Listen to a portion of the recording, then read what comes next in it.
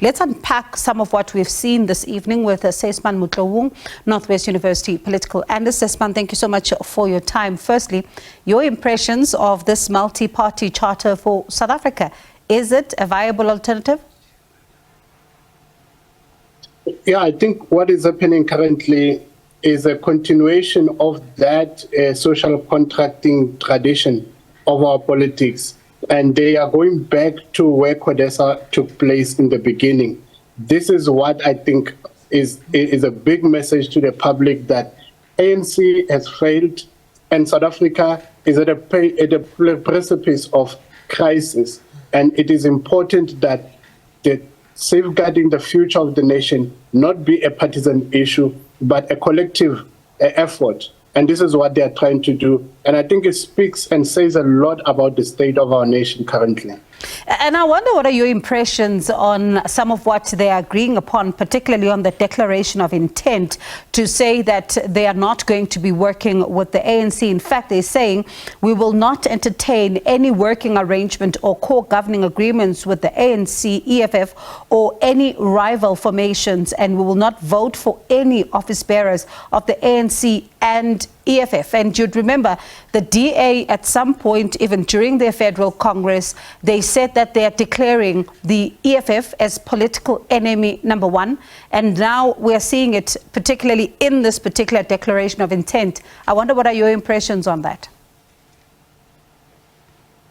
Yeah, what currently is happening is one can look at it from a point of view of saying what they are saying is a lack of confidence in the ANC. And technically, you could now say political parties are ANC, EFF, and the rest. And the last part is also this coalition charter is saying no to ANC, no to EFF, while in the last C itself, through its Youth League and Veterans League, have been saying they cannot endorse a coalition with the EFF. Now, it means the EFF is a common factor in being isolated by political parties currently. And this is mainly about ideological positions more than anything.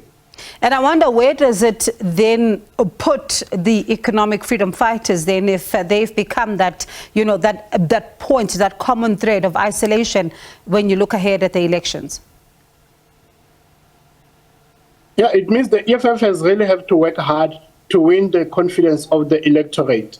And it has been isolated because of its radical stance, maybe on land, and the kind of perceptions that they have or others have about Mr. Malema. So for me, it is mainly about EFF really being able to resonate with the electorate. Other than that, it will be a cooperation or collaboration of convenience when, after elections, you realize that the likes of ANC would need percentages from EFF for them to go over the threshold and to get power. From there, it will be basically traditional politics where they will have to work based on compromise.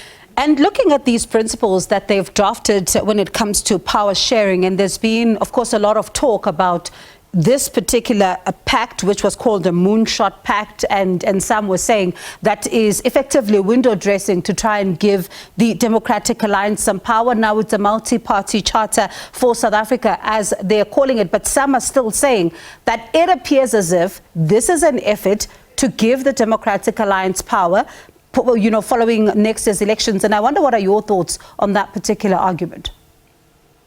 Yes, I listen to what they are saying, and in my mind, what I could be looking at, you see this is an alliance, and it is an alliance based on democratic principles. Technically, it is a democratic alliance, this coalition charter. It is definitely advancing the democratic alliance, now the party, not the logic, but the political party DA.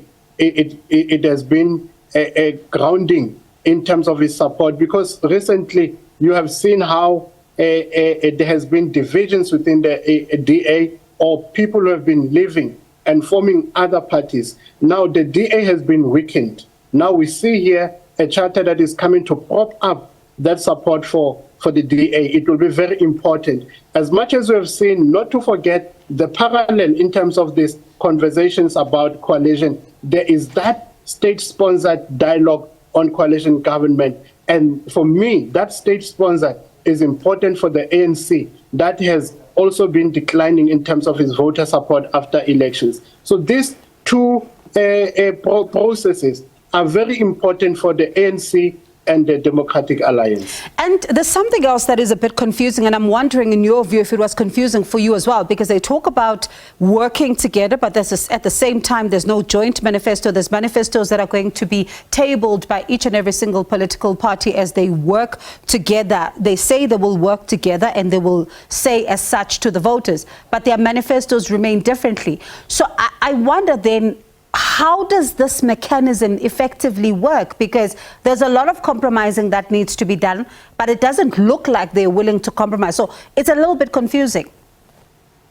No, there should not be any confusion here. This is how coalitions work. If one has to prepare an impactful coalition, you want parties that are part of that coalition not to lose their identity.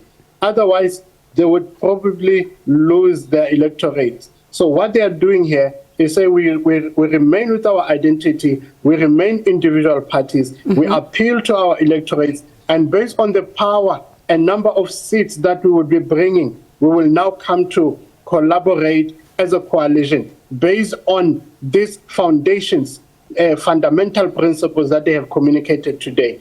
It is basically like that. And the electorate should not be confused about this. Instead, they should trust their leaders in terms of what kind of a vision their leaders are supporting and promoting for our political development. Do you see them being able to recruit more political parties as they say they want to? I think more political parties will be coming in as their interest. It is in their interest to be part of this coalition. And this coalition charter should not necessarily be, it should not appear as desperate to bring others into their fold. You've heard today they've been talking about Patriotic Alliance. And the Patriotic Alliance has been open that they are after power. And it is opportune for them to become part of this process.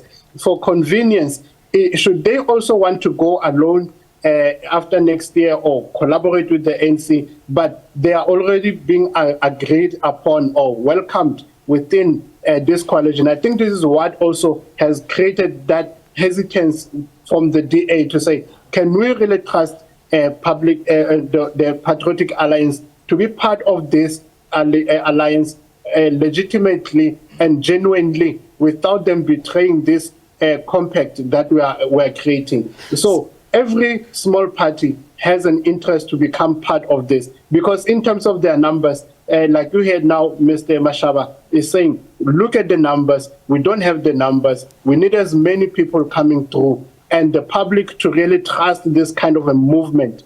Early in the morning, NC said, look at their numbers also. That logic or rhetoric is still there. NC saying, we are not deterred, we are not threatened by them because they don't have the numbers that they want. Eventually, you'll want to see all the small parties coming through and the electorate really supporting it, and to see what kind of a difference that would be. Sysman, we're out of time. In about 10 seconds, Peter Groenewald talks about something very critical going into the election and beyond, evidence-based policies. And it's going to be critical how they gather this evidence, because wherever you are gathering it from, it must speak to the electorate. Definitely. It's not a matter of saying you've seen this thing working in Singapore, in UK, and you import it to South Africa. You want to see policies that resonate to the people, policies that have been tested to some extent, that have worked in certain communities.